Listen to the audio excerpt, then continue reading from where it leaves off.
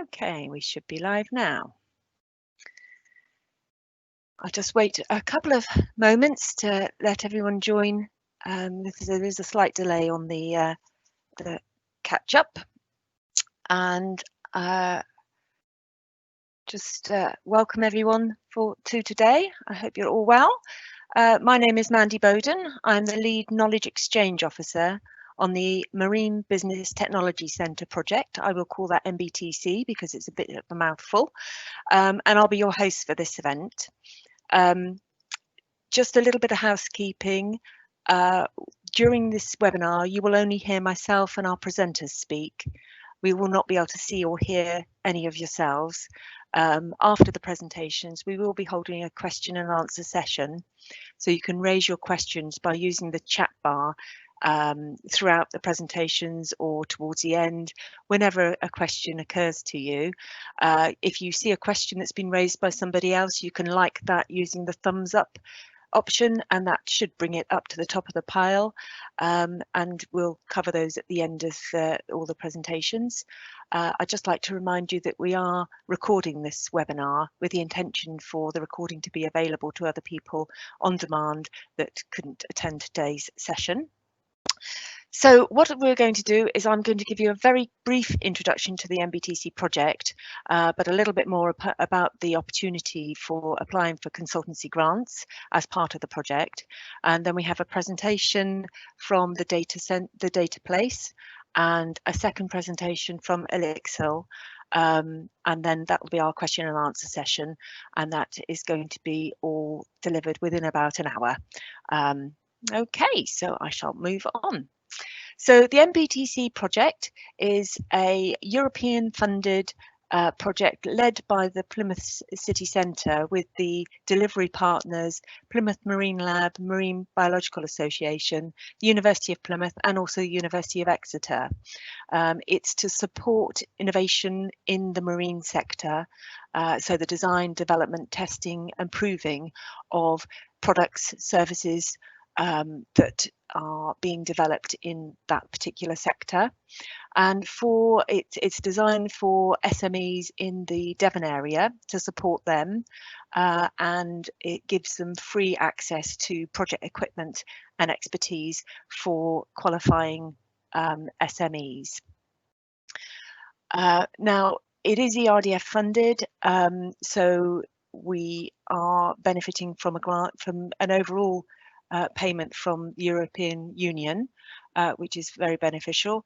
But we were aware when the application was put together that there would potentially be some activities that businesses would like to undertake that even with the research partners we've got on board, we wouldn't be able to support them with. So maybe some specialist consultancy services such as legal advice or working in depth with a market research program or some activities that would not be able to be covered within the project but were essential for an SME to be able to progress their innovation journey. Hence we have a small grant pot available to SMEs to bid to help them with the costs of engaging an SME to support their innovation activities. So it isn't an enormous pot, it's 120,000, which is available, and it's to fund consultancy engagement to assist innovation for the eligible businesses.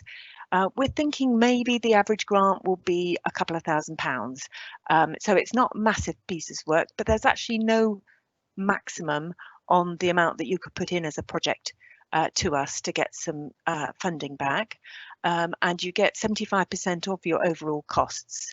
We're thinking smaller pots of money because there is a bit of a time scale to get these projects delivered, so it's probably not a massive engagement with a consultant over the next 3 years because the projects need to be delivered within this calendar year. There is minimal paperwork which reflects the size of the pot of funding. We don't want to put in a 20-page application for a relatively small pot of funding. And you work also with either myself or the project director, Rob Watson, to develop an organisational needs analysis so we can understand the overall journey of your business and how a particular grant application is supporting your innovation aspirations. The sort of work that we're expecting to see as grant applications are described there. We have already, in a previous version of the grant proposals, approved 4 small grants. So those are already ongoing. One has been paid out in full. The other 3 are still ongoing with the businesses that have been supported. And we've had presentations from different consultants this week talking to our audience about how they can support a business in different ways, just to give some context behind how a business could engage with a consultant, what they can achieve from that activity, and just give some examples of the sort of case study work that consultants across a spectrum of delivery areas can actually how they can actually help a business. So we have a series of webinars that have been going on. This is the final one. The recordings will be available on our website once I've worked out how that works, and I will upload those so you can dip in and out of different ones to see the sorts of activities that consultants can provide, but you're not restricted to the consultants that that have kindly given their time to present to you. You can use whatever consultant you want, either from within Devon or outside Devon, whoever suits your business most appropriately. The grant call was the 1st of July, really only last week. It was open last week, and this particular call will close on the 14th of August. We're going to assess the projects within the week and get the decisions on each application out by the end of August. So it's going to be a quick turnaround, and you'll be able to run the successful projects during this calendar year, and then secure your refund of 75% of the costs for that very quickly. The grant we've paid out so far, once all the documentation, which is the basic evidence of you're happy with the work that's been carried out, that you've paid the consultants, once that evidence has been submitted to myself and it's been checked, the payment went out to the company within a week, 7 working days. So it's a pretty quick turnaround. We are not waiting for getting the European funding in from Europe to be able to pay you. We've got the money sat here waiting to get out to you. So very keen to get that flowing out to businesses that are interested. So next steps, if you would like to talk to somebody about applying for a business, a grant even, is talking with either myself or Rob Watson, the director. That's a picture of me with my pre-lockdown hair. I've now got my post-lockdown hair and colour in. And I won't say anything about Rob's hair in this for this slide, but you'll be completing an organisational needs analysis with either myself or Rob, or indeed one of the partners in our projects, the universities, the MBA or the PML, and also then the 2-page application, which is very simple. The second page is mostly signatures, so really we're talking about 1 page of answering very straightforward questions. So it is a simple, straightforward process. And we are going to have 2 presentations now from the data place and then from Elixel, just to give you some context about the sort of activities that potentially you could be putting in your grant application. So if you just bear with me, I shall get the data place ready. I shall stop sharing that one. And Simon, would you like to try sharing your screen, or would you like to go? Yeah, I can have a go. But I think I might just, yeah, let's just see if I can get this to work. And then just present that, and then we'll see. Okay, let's try that and see if we can see it. And if not, then I've also sent the image over. Okay. Is it yourself speaking first, Simon? We got. Yeah, I'll speak first. Okay. Yeah, it's weirdly just doing that thing where it's not properly working. So I'll move on from that. Let's not do that. I'll just send yourself live as your video. Okay, so I'll do that now. If you'd like to introduce yourself, and there you go. Hi, well, thanks, Mandy. As you said, we're from the Data Place, and we're a social enterprise based down in Plymouth. And I think the easiest way to describe our work is that we basically combine data, design and strategy. So we're a data-led, or data is the kind of focus of our work, but we apply other approaches to trying to get the most from that data. So, for example, we apply things like design thinking, we apply principles and approaches from Lean Startup, and other things that combine with data to help us understand problems, understand what it is that businesses are trying to do with data, and how to kind of innovate with that. So there's a combination of things that we use, but primarily it's data focused. I think as we move on and go through this, we'll talk about some particular case studies as well, so you can get an idea. And of course, the other thing is that with even in a similar sector for businesses, it's very hard to know exactly what the individual challenges are for any organization or for any business. So hopefully you might see something in what we talk about, or you might hear something in what we talk about that's relevant to you, or maybe in the case studies. But if not, please ask a question or please approach us afterwards, and we can talk to you more about it. So we're going to do our introductions. I'm just going to go first, and then I'll hand over to Lucy. So I'm Simon Gough, and I'm one of the founders of the Data Place. And there's actually 4 of us as a core team.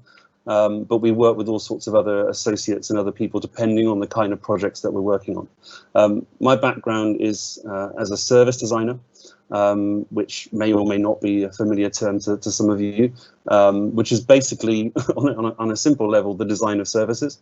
And I do a lot of work around service design using approaches related to that, like design thinking. But I have a particular interest in data, which I've been working with for a long time, because data is a huge part of services, a huge part of getting you initiatives and innovations up and running, and it impacts on it and relates to it in all sorts of different ways. So I'm coming at this from a design background and still as a practicing designer, but I've always been very interested in working with data, which is why we work together. And as you see, I'm going to hand you over to Lucy in a minute, and she'll tell you a little bit more about her background, and you can see a little bit of why we work together on this project. So I'm going to hand over to Lucy now, just for an introduction in the next part. Lucy, if you would unmute your mic, please. There we go. Can you hear me? And I should just, yes, I can hear you now. I'm just sending you live, so you should be there. Thank you. Okay, I'm live. Good morning, everybody. Welcome to the webinar. So Simon's already done a good chunk of the introduction of us as a company. Me personally, I'm a data scientist with a background in art and design and about 20 years experience of working in public sector service delivery, local government and civil service. So eclectic, and that I think probably describes the company as a whole. We're a combination you don't traditionally expect to see. Creatives and service design and nerds, not to put too fine a point on it, but it all seems to work because real problems don't neatly fall into silos. They span them. Real problems don't neatly fall into disciplines, not big ones, not the big gnarly problems. So the sorts of things that we can do, and we are going to talk about the specific case studies, but the sorts of things we try to help with on the data side generally start with getting the basics right. A lot of organizations, big and small, they are excellent, fully experienced and very knowledgeable about the domain and the problems that they're trying to solve and the customers and those customers' needs. But the data stuff can get a bit scary quite quickly because it feels like a very technical thing and a very involved thing and possibly a very expensive thing, let's face it, if some of the vendors would have you believe. So we look at the basics. First tenet is you treat your data like an asset. You treat it like something that you keep track of, you protect and you store properly in the same way that you do your business stock. If you make widgets, you know how many widgets you've got in production, in stock, ready to sell. Your IT equipment, you should know how many laptops you've got, how many desktop computers you've got. You should know if you've got 2 or 57 keyboards in the store cupboard if somebody needs a keyboard. You know where these things are, you know what these things are. So it's a common sense approach that says, well, your data is a bit like that. Okay, it's a little bit more nebulous, a little bit harder to lock in a cupboard. Fair enough. But you should know what you have and where it is, and crucially what condition it's in. And this is the thing that can be scary for some organisations. Like, well, I have a spreadsheet. I wouldn't like anyone to see it. It's a bit of a mess, but it works for me. And that's fine. That's absolutely valid. That's data. And we can help you do better with that. The second thing we tend to do quite a lot of is helping people with their data model. And this is, I suppose, a little bit of a niche techie term, something that analysts and data scientists understand. But your data model can be very complex. It can be very simple. It can be 2 spreadsheets and a VLOOKUP, or it can be a fully featured singing, dancing bells and whistles data warehouse with all sorts of other things going on. If you understand your data model, and this is the thing we definitely help a lot of businesses with, you can see how your data fits together. You can see whether it connects in the right way, whether that is a valid way for it to connect. You can see how it's being used. And if you examine it and have it laid out in front of you in a common sense way that works for you, you can see how else you might be using it. You can take a look and say, if we can connect these 2 things together, we could do this other thing. If we can connect this to some sort of geography data set, we can see where our customers are and put it on a map. We can work out how somebody can get around, the old traveling salesman problem, how someone can get around and talk to all of our customers in a day. Lots and lots of different things that you can do. Once you understand your data model, you can then start to look at actually what are the better options for some of the things that you're currently using. So what's the data quality like? Is it findable and usable? Is it in the right format? Is there a standard you can get your data into as a particular way of shaping it so that it can interconnect with other stuff? The third sort of basic tenet that we help people with is governance. And I've only got one line on that in my notes, but actually that's a big, scary topic, because we're talking about data security, data protection, GDPR compliance, and it gets into the realms of statute, and it's frightening. Because if you get this wrong, you could be in legal trouble, you could cause harm to people unwittingly. People quite understandably back away from that and just keep their data very closely held, just in case they get it wrong. Nobody wants to be that person who's done harm because they let the data get out when it shouldn't have. We can help with governance as well. And again, it's a common sense approach. We try not to scare people. Okay, it's quite important. And the whole point of us as an organisation is that we innovate with data. We help other people innovate with data. And that is the point at which I hand back to Simon to talk about some of the ways in which we do that.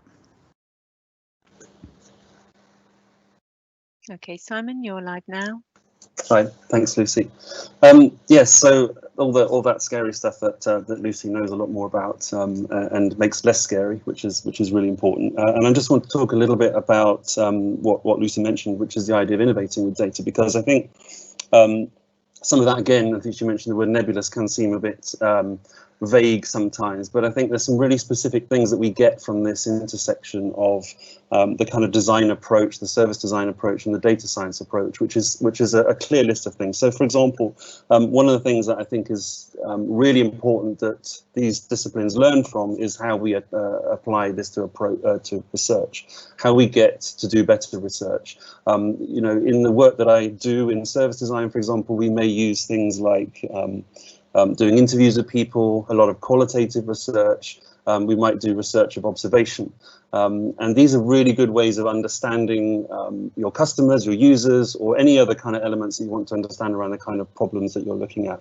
And of course, data science brings a whole range of other approaches to that research. So we're looking at some kind of quantitative as well as qualitative. We're looking at different methods that data science has, different kind of approaches and rigors that it brings to the whole thing. And I think there's something in this which is, you know, a key part of this. You know, once you have the basics there, you're looking at how you can build on that kind of data that you have, how you can get more useful data, how you can do better research, and how you can make the most out of that research. So I think in terms of that part of innovation, just being able to do better quality research is really fundamentally important. And another thing which I think, and it might come up in a case study that we're going to talk about in a minute, is how to prototype. There's a lot of work that I do and that I think also that Lucy does around how we prototype with data. which is how we take something that maybe you feel like in your business is a large thing that you want to do, or a big project that you want to work on. You maybe want to launch something new, create a new service, or just do something maybe internally in terms of your process. And sometimes it's very hard for a business to know where to start, especially there's a lot of data involved. So a lot of our work is involved in helping people and helping businesses to see how they can make a quick start in something. So I mentioned earlier that we use approaches from things like design thinking and lean startup. And so we look at, what is the easiest way we can make a start? How can we learn from doing something that's cheap or at least cost effective or simple to start with, that enables to work out if this project that we want to do has even got the possibility to go further. So we really try and help people to save costs in that sense by prototyping quickly and doing something easily, a whole variety of methods. And as I said, I'm going to talk about one of those in one of our case studies later. But Lucy's going to take the first couple of case studies here, and then I'll come back to me. So I'll just hand over to Lucy. I'm just popping you live. Right, you should be live now. Thank you. Apologies to Mandy for having to have her finger constantly on the button, switching between the two of us. But yeah, this is unfortunately what we do. We interrupt each other and talk over each other, and that's kind of part of the package. The case studies. So as Simon was saying, we spend quite a lot of time trying to understand each business that we work with and their specific problems. There is no really one size fits all approach where we're concerned, because you have your own, if it was easy, you'd already have bought a widget or plugged in a database connector and the job would be done. These things tend to be complex. But one of the things we do find ourselves doing almost as a matter of course, to the point where we've got a silly, jokey internal name for it, which basically means this is your bog standard starter, is we look at what open data exists already.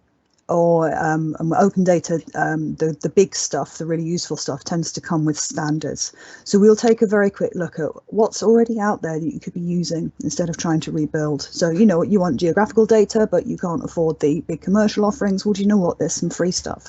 It's really good because it's produced by Aldman Survey. It is really, really good. It's the best there is. It might not be complete. It might not be totally household level granular, but it'll get you started. So it's things like that. So if you shape your data like this, you can connect it to that, and boom, instantly, for no money at all, you have a massive, massive business advantage and a tool that you can use. So we always take a look at stuff like that.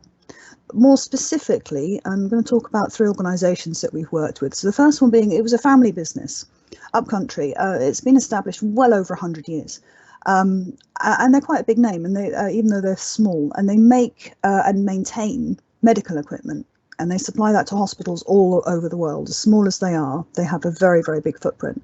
But like most small organisations who are niche and are the best in their field, they run on spreadsheets. They had multiple, not really completely disconnected spreadsheets. One for the sales manager, one for the maintenance people, one for the invoicing clerk, one for the stock manager. And somebody once a week, once a month, however often it was, had to take those spreadsheets and manually data match. Now, anyone who's ever worked in data analysis is now rolling their eyes and going, yep, know that field. Mandy's nodding, yep, there we go. This is a very familiar scenario. And, it's fine up to a point, right up until it's not fine. Right up until the sales manager does a 100-mile round trip to talk to a customer that somebody else already called. Right up until a crucial maintenance contract is under threat of being cancelled because somebody didn't get to the people in the right order. It rapidly becomes not fine at all. So when we went to work with them, the first thing that we had to do was say, well, actually, okay, let's just take a step back. It's a golden opportunity to actually look at that data model and say, right, what do you have? And how does it connect? And if it doesn't, how should it connect? And how might we make that happen? So one of the first things that we did was to ask if they had any kind of customer relationship management, CRM for short, as in, there are all sorts of things you can use. There's Salesforce and there's HubSpot and there's, oh goodness knows, there's about 15 different options. One of the other members of our organisation whittled it down to 3 possibilities and set them up with a sample account and just said, if I put a sample of your client data in this, you tell me whether that works for you in terms of managing it. And just help them get over that hurdle of, I don't know which one to pick, I don't know where to get started. And then we looked at all of the other data that they had coming in and just talked about, right, okay, this is quite straightforward. You can keep your spreadsheets. We're actually not even going to take your spreadsheets away because these have kept the company running for a very, very long time. We're not just going to bin them. What we're going to do is suggest that if you just have that column titled like this, and then make sure that when something goes into it, it's entered like that, it can talk directly to this other sheet over here and pull that information through for you automatically. And we just basically just try to work with exactly what they had, but just to formalize and tidy that data model to the point where things connected the way that they ought to connect. And that was it. And it made quite a difference. I think they were very happy. So no more of that manual matching, no more duplicated calls or wasted trips, no more out-of-date contacts, because they would sometimes have 5 or 6 contacts with any individual customer. And that was necessary because one would be for a particular sales contract and a particular product, and one would be for further inquiries on something else. So they needed that, but they needed that to be structured in a way that it was absolutely clear who was what and what was for who. So that was really fun. If you're like me and you enjoy data modeling, it made a difference. Was the main thing was that they said, yeah, we can work with this. This is good. We can use this. This is something we can handle. You're done. Thank you so much. Go now. We've got this. That's how we like to leave our customers, feeling that they've done the work with us, alongside us. They've told us what they need.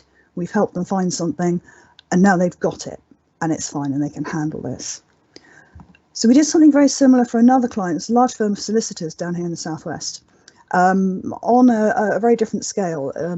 Same size of organisation, been going for decades, but they just recently invested significantly in a new database product, which was tailored to their needs. They're working with the developer to sort of help create it as they go. And it's a brilliant product, absolutely brilliant.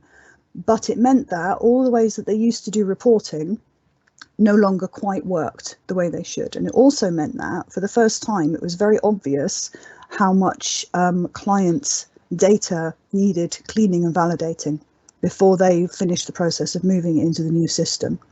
There's a saying in a lot of technical circles, garbage in, garbage out. Yeah, if you put in dirty, soupy, messy data, then you'll get out suspect, dirty, soupy reports, which might not be what you're needing. So again, we had a look at that data model. What have you got on people? And this is fairly crucial. They need to know exactly who people are, because they cannot represent both clients in a case.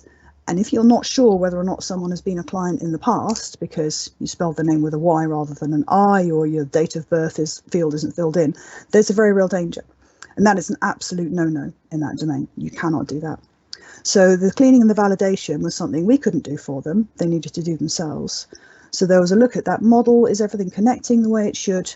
Have you got these things in formats where you can do that direct comparison? And then we help them set up a connector to a tool that we sometimes use, which is Power BI, a Microsoft product, really good. And said, basically, we will train you. I think we spent something like 2 or 3 man days training 6 of their core staff to actually use this thing themselves and start building reports and dashboards.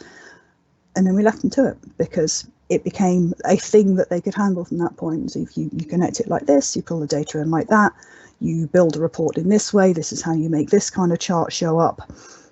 And there you go. And we left them to get onto that. They had all that specialized knowledge already. It was their domain, absolutely. I know next to nothing about what it was that they did.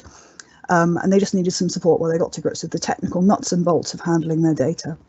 So that was a lot of fun. I did learn some stuff, which is always the way we like it with projects. Now, a third example is a little bit different again. So we were working with a further education college, again, up country, and they wanted to look at their recruitment of students. It's become a very competitive market. They're competing now with schools with A-level departments and sort of further education departments. They're competing with other colleges. They're competing with universities. There were some geographical weirdities about the way people would travel to access that further education and higher education. And they wanted to be sure that they were offering something that would be very, very tempting to bring those students in, to bring that funding in, let's be fair, to improve the facilities even better and to become a centre of real excellence. And our contact there was very keen to do quite a complex data science project. And he wanted to model basically where students were coming from and where they weren't coming from, and what the factors might be, which you could do some simple analysis stuff, but he wanted to really delve in and say, you know, what are the possible reasons why somebody who in every other way is a prime candidate to apply to us would go somewhere else? What have we done? Or if it's nothing we've done, what are the circumstances that might make that happen? So to start with, they had loads of data, really, really good data, structured, mostly validated in a beautiful, interconnected, very expensive suite of data management products. But still, we had to do that work with saying, right, what problem are you trying to solve here? What exactly is it that you think might be happening? And how can we test that, all those hypotheses that you have about the reasons? You know, is it because the competition is better? Is it because the competition is more aggressive? Is it because we're not advertising enough? How do we test those assumptions and actually give you data? Lucy, just to let you know, you're over the 20 minutes Oh, slot. okay, yes, sorry.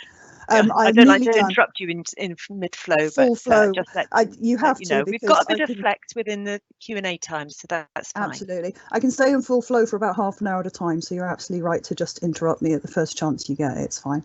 I'm nearly done with this one, because the point of this one was that we had to look at whether they had the right data, and when we were fairly certain they did, was it in the right format for connecting to all the other data sets we already talked about? So your population data, your birth rates, your geography, demographic, clustering, free, open source, open data, lovely stuff. Could they bring that in and connect it? And the lesson that I think everybody learned around that one was that no matter how good your data is, no matter how great your data product is, and how much money you spent on it, you still have to have a look at that data model and say, do I have the right things? Are they in the right place? Are they in the right format? Is the quality good enough? Because if you plug that in, and no matter how beautiful your data science model is, if you plug that in and it's garbage, what you get out the other end will also be garbage. And they're talking now about setting up their own data science team. That's how excited they are. Again, they've turned us off, they've paid us, they're very grateful, they're lovely people, we'll work with them again. But they don't need us anymore. They've got to the point where they're going to do that for themselves. And we felt that was really as a job well done. Simon, I hope I haven't eaten into your time. We're handing back to Simon to talk about a couple more examples. Okay, I'm just sending Simon live. And I'll have to cut you off in about 3 minutes time. I'm going to take Gavin less than that time anyway. Okay. So I think obviously the stuff that Lucy's been talking about is really valuable. So hopefully it gives a kind of an overview. I mean, I was literally going to mention a couple of things. One, which was that another example of a different project was working with an organisation that was trying to build a new product that built very tailored holidays to people with disabilities. And there's a huge amount of data capture involved in this. And we did a very simple project with them, which basically looked at using things like Google Sheets and Forms along with Google App scripting to just build a very simple prototype for this, something that helped them to really accelerate the process. And on a completely different level, at the beginning of this year, we worked for a week in Košice, which is a city in eastern Slovakia, to basically help them develop new projects with data to kind of change the nature of the sort of urban fabric and all the things that were going on, which involve working with things like Internet of Things, connected devices, but basically taking them through a lot of the techniques that we use to help them innovate new projects. And so we do a lot of things which are training based, and I think as obviously Lucy's kind of hinted at as well as just consultancy work. Helping people learn from what we do and learn as we go through is a really important part of our work. So I think that's really it. I'm going to wrap up there because maybe we'll get an opportunity in the questions to talk more if we need to, but hopefully that gives a little bit of an overview of the range that we offer. That was super. Thank you both, Simon and Lucy. I think Gavin, if you'd like to start sharing, I'll prompt that. But I think that gave a really lovely view of how, for a business, getting consultants in that have specialist expertise can add that to your business and enable you to build up that knowledge in a safe environment to the extent that you are then able to operate to the level that you need to in that particular sector. So that was really interesting. Thank you very much. Thank you. I'm just going to send Gavin live, and Gavin's he's the founder and managing director of Elixel. So if you'd like to unmute your microphone, super Gavin, I'll hand over to you yourself. Brilliant. Thank you, Mandy. Thank you for that. So I'm Gavin, Managing Director of Elixel. We are a digital product and development studio based here in Plymouth. We create digital products and services for clients. The way we like to position ourselves is we take our clients on a journey from idea to pioneer, from designing digital dashboards for companies that work in machine learning and Internet of Things, help customers understand their data. We're currently working with an insurance company, UK-based insurance company, to kind of streamline the way that their customers and their partners are working with their clients. And we're currently in the process of launching a mobile application to allow coffee shops to allow ordering on the go. So a really big variety piece of work, but all focused very much on kind of the people and the process.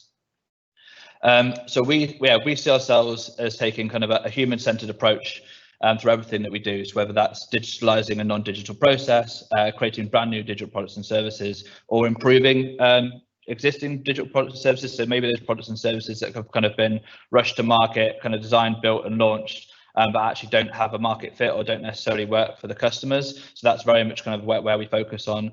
And the beauty of what we do is we can come and join in the process at any part of the journey.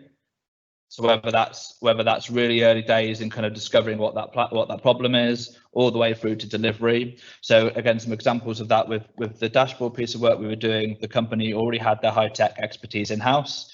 So we came in and helped them kind of work out what data needed to show, who the people who were accessing that, and designing the experience to make sure that the data made sense.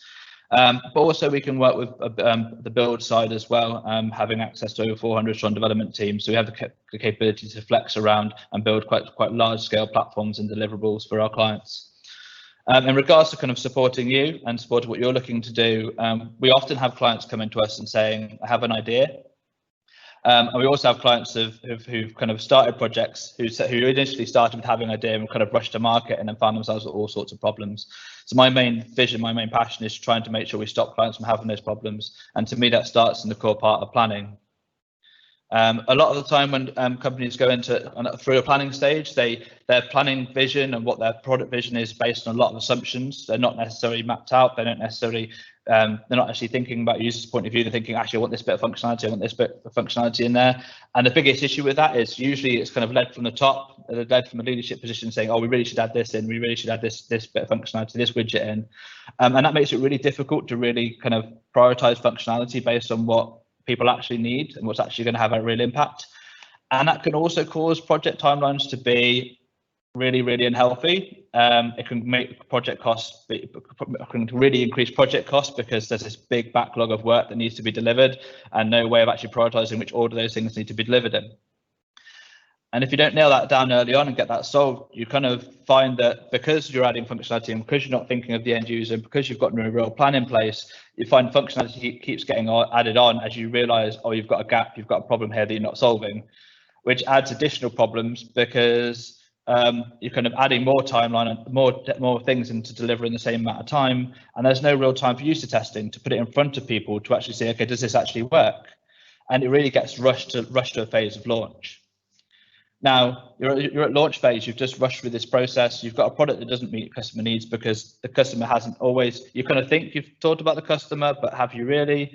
It actually becomes really complicated to use because you've just been adding functionality and as you've been going into the development process, and because you've rushed, it's full of bugs, it's not really working properly. And then you're also at risk because you've added so many, you've kind of heavily loaded it with functionality that the timeline has been stretched along so long that you've missed the boat and a competitor has kind of have taken over from you and you haven't really met that need.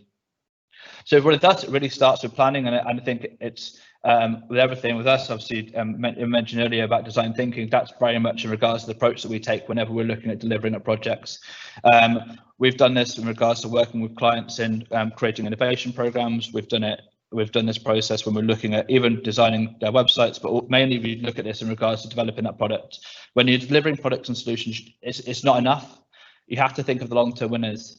And those people will be the people who are human focused, who are thinking about the people that they're building for and how it's going to impact them and really looking at their needs and their purpose. So for us, I want to go through what a sample workshop could look like and kind of the process that we go through so you get an understanding of the exercises and why we go through them. So one of the first exercises we would go through with a client would be kind of the really good foundation piece, which would be looking at the stakeholder mapping. Who are the key people in that business? Who are the key departments that are going to get involved in the activities which you're looking at running at both of your client? Who are those key customer groups? So if you're a maintenance company doing filter management or going in, so we've done some work, our group's done some work with an organisation called PAL that did filter replacement and filter management. So who are the people? You've got the client groups, you've got the building managers, you've got the maintenance teams, you've also got management teams. Who are all those people that are involved in that process? And then we'll start looking at those people, and picking the key people out and actually building profiles over who those people are. Now, actually creating people so we can get really into their mindset. What's their name? What's their job? What's their role? What do they do? Do they have any kids? And we start getting really into the mindset of who those people are in that process. What are the quotes? What are the things? What questions are they asking? If they're a maintenance team, they might be looking at where is the problem? What are their reactions? How are they feeling during this process? I mean, if I was the PAL example, engineers were having to go around and check every single filter to see if it's been checked. They had reams of paper they were having to go through in order to work out, okay, which filter has been maintained, which filter has been changed. There's frustration there. There's real challenges. There's real pains that they're feeling, and we also look at actions they take. You know, when they get to the place where they're having to do this filter management, are they having to walk through what door they have to go to? Who do they have to speak to? Do they check each of the devices? And we start mapping out those key bits and those key actions that they're going to take in their day-to-day role. And then we start doing what's called an as-is scenario. So we look at the scenario as to where they are in the process. What is their job? So if we look at a job from someone who's running maintenance and what their job would be, we look at the main jobs that they're doing from walking into the building all the way through to potentially sending a report back to the client in regards to the actions that they've taken. We'll look at their thinking on that process, their thinking point of the process, or which filter am I having to do now, or where's this filter placed in this building, and we look at the feeling item. So what are they feeling in this process? Are they frustrated? Oh, actually, was it a really easy process? Were they happy with this process? And then from doing that, we can start drawing some really interesting vertical lines through the as-is scenario and go, okay, actually, there's a real pain point here. There's a real pain point here. There's a real pain point here. And we can start working out where those problems are that we can actually start to solve. And this is where we get this is where we can start getting into sort of really understanding those core user needs. And at this point, there's no talk of technology. Technology doesn't even come into it at this point. It's about actually working out what the problems are. So as an engineer, a need statement might be, as an engineer, I need to find a way to see where the faults are so I can fix them quickly. I need to see where which filters have been changed, so I can change them without checking all of them. So it's about streamlining these processes and actually building up the key bits of interest that we're going to build our product around. And then the core part of this exercise, and this is the kind of the fun bit, this is where we start talking about potential solutions. We do an ideation exercise. So we get the group together and we basically ask them to create the biggest, wildest idea first. And we've had some crazy ones in our time, from maybe less crazy, from putting goats in gardens all the way through to sending a rocket in space when a sail has been completed. And what that does is, it may seem silly, but actually it raises aspirations of what is possible. It gets people thinking bigger. So when actually you're looking at the second idea and the third idea, their aspirations are a lot higher. So the ideas can be a little bit more out there. And actually, because they're grounded in empathy and grounded around actual people's needs, you're more likely to get some really solid product ideas and really solid functional ideas if you're looking at building that product. And this is the most, and then we'll move on to kind of the prioritization exercise. Now, this is where things start to get really interesting, and probably a really core part of this exercise is actually working out, okay, there's loads of amazing ideas here, but actually, how would we measure them on feasibility and impact? Because ultimately, they might be really feasible, but actually have no impact. So we need to make sure, and this helps us really work out what those core ideas and what those core platforms are going to be.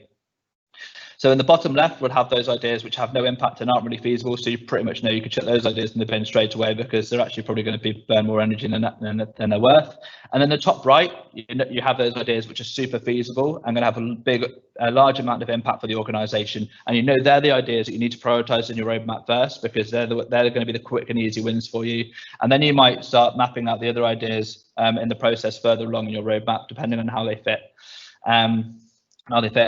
And by going through this process, you can then, there's another stage that we go through after this, which would be storyboarding. So we can then start taking those no-brainers and start storyboarding what the process someone might go through. So if it is an app for maintenance, so the work that we did with PAL was basically a mobile app that allowed them to work out which filters they need to change, and be able to scan QR codes to it, and then use that as a way of identifying those filters and be able to making that change. So we would map out that experience from going to site all the way through to being able to do go through the process of finding the filter all the way through to submitting a report, and then we can start designing and scoping based off those storyboards. And what you've done from going through that is you've actually built something, and you've actually come up with a scope of work which is based off it's based off real user needs.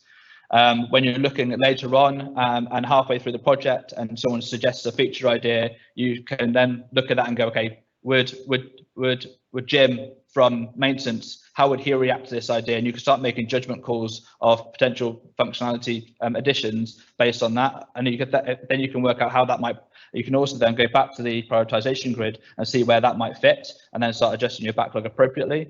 But what it means is you can ultimately able to get to market faster. You're going to reduce design time because you're designing based off what people actually need, and you're solving some of those problems really early days, and you're also going to reduce development time massively, which is going to get you to market a lot quicker. So yeah, you've got clear. So as an output of that workshop, you've got a clear set of personas, and the beauty of that is if you're going to market this product and you're going to mass market this product, you've not only got personas and you not only understand the problems that you're solving, you could then use that in your marketing material when you're pushing this and advertising this to clients to get more clients on board.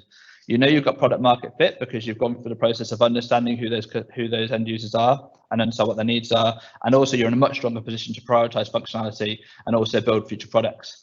And this process that we go through with clients is a really a great exercise for them, not only because it allows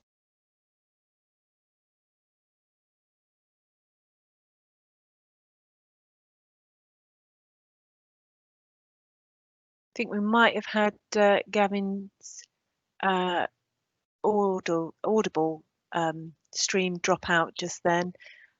He may very well be able to rejoin us. I'm assuming everyone else is missing. Am I back in? Yep, you're back in. Sorry, that was almost timely, but almost not at the same time. Where did I get to? Sorry. You just talked through this slide. You're probably at about the second point on it.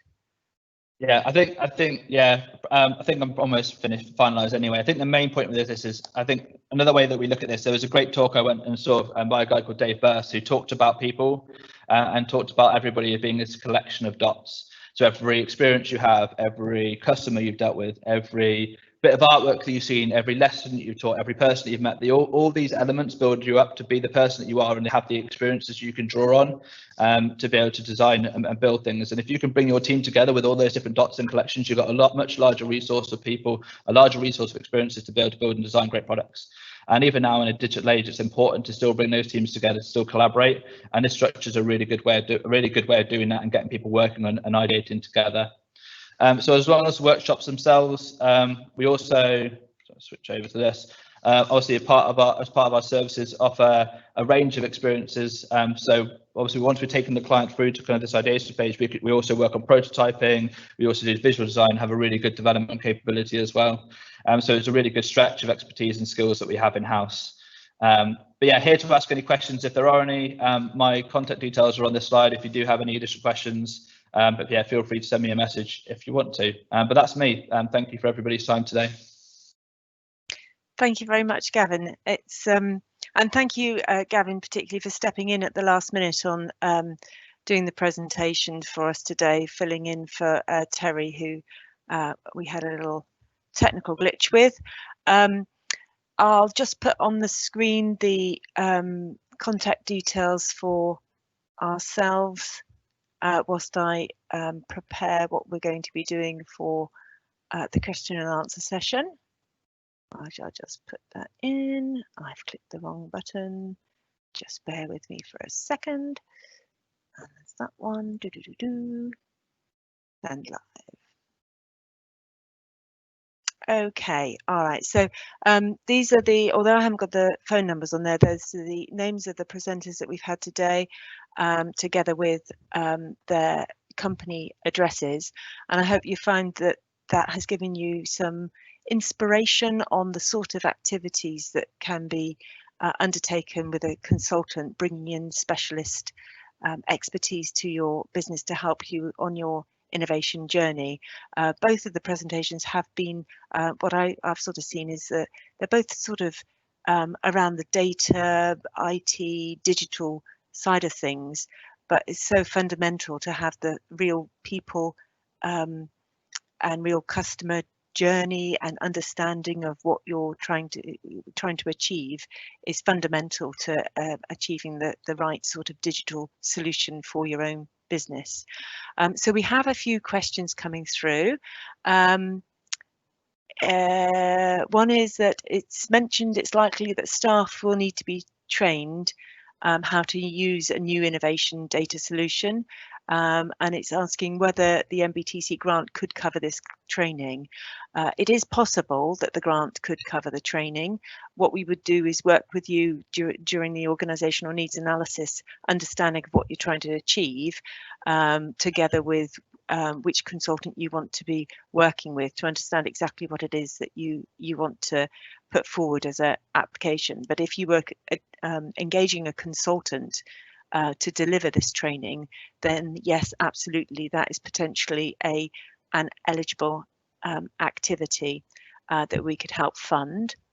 There's another question which I need to field out to somebody, and I might pick on Simon for this, I don't know, is what is meant by the Internet of Things? So if you feel able to answer that, which I don't, could you unmute yourself and help me out? Otherwise I'll need to find out and get back to yeah, no, that's fine, Mandy. I think it's because I actually mentioned it in the bit I was talking about. So yes, so I mentioned it because the Internet of Things basically just means devices connected to the internet on a very simple level. So quite often what we mean by this is things that aren't necessarily the things that are just screen-based, for example, but any kind of thing that may be measuring something and feeding that data back to the internet. So, for example, sensors that measure things like temperature or air quality or whatever it happens to be. And there's more and more of these used in every part of different processes and different kind of sectors at the moment. An example from us is that we're currently working on a couple of projects to do with Plymouth Parks, and we're using some footfall counters in those parks to kind of measure the number of people going through. So these are quite basic counters that are measuring the traffic, the number of people going in and out of parks, and then we're capturing that data and helping to publish that data to make it useful for different parts, different departments, different communities to understand the usage of a park. So these kind of devices can be used all over the place. We've actually, for the past 3 or 4 years, been running a regular event called Things Camp, where people come together to explore how those devices work and how they might get use out of them, because they're very accessible technologies. It's just that quite a lot of the time people aren't aware of them. So there's all sorts of things different businesses can do in any sector, and I think it's certainly no exception for the marine sector. But basically, yeah, small devices connected to the internet that you can either use to capture information or display information, I think would be a simple explanation. Super, thank you. And then a final question, which Gavin has already jumped in and answered, is whether Gavin and Elixil could help the person who's raised the question create a website or a newsletter, something like that. And he's jumped in saying, sure, drop me an email. Whether that would be supportable through a grant, I think we just need to look at that as to whether it's the business is a marine sector business, and whether what the angle from the innovation side is. But that seems to be our questions and answers covered for today. And it just remains with me to thank our 3 super presenters, Lucy, Simon and Gavin, on their presentations today, spending the time preparing and joining us today. As I said, this will be recorded and then made available for people to access in the future. And if you are interested in going forward with a grant application, I'd be very happy to talk with you or send you further information. So please do get in contact if you're interested in going for the grant. So thank you, everyone. And I shall close the event 5 minutes early. So you get an Mandy, extra 5 you've got one more question has just popped up. It's just come in, right. Yes. Thank you. How can your services help my business adapt to COVID? Would this be classed as innovation and be used for a grant? Well, yes, it could be. There will be a whole host of different funding available for COVID help and support. I believe there is a grant that's being launched very shortly from the Growth Hub relating to COVID reaction. So finding the right grant for your activity, the best deal as well would be appropriate. But actually, yes, if you're putting your business to a more online situation, so you're engaging with whatever you have to do to enable your business to deliver in that format, that is an innovation for your business. Innovation is always something I feel that needs to be interpreted in the right way and appropriately for the situation that we're talking about. So it's not just we're getting a grant application for enable you to work in the COVID situation. We're actually looking at an analysis of overall what your business is doing and how working in a particular way will support that. So I would say yes, that was something that we certainly would want to be looking at. Could I jump in, Mandy? The yep, first part certainly. of that question is how can your services help my business? So I think that's one for us as well. So just to say that, so some of the things that the Data Place have been doing is looking at how some of the education, the training and the information that normally we would deliver face-to-face or in a workshop environment or in a training session can actually be delivered digitally. And I'm also now working with the Open Data Institute, who are looking at with their wide range of training courses that we normally again deliver in a classroom environment and how those can be converted to e-learning modules and blended learning. So some webinar tutorials and some self-directed, self-led exercises. So yes, it's definitely a consideration that from this point on, you might not want to go back to normal, whatever normal is. You might want to look at doing what you do in a more streamlined, internet-enabled or technology-enabled way, because you just can't go back to business as it was. And absolutely, that's an innovation. That's growing your business and doing things as well, or if not better, using technologies that we have. Brilliant. So yes, I'm speaking for Gavin as well. I suspect that it would be the same case. Yes, it's absolutely something that's been very much on our minds, all of us, and it'd be something that we would want to explore.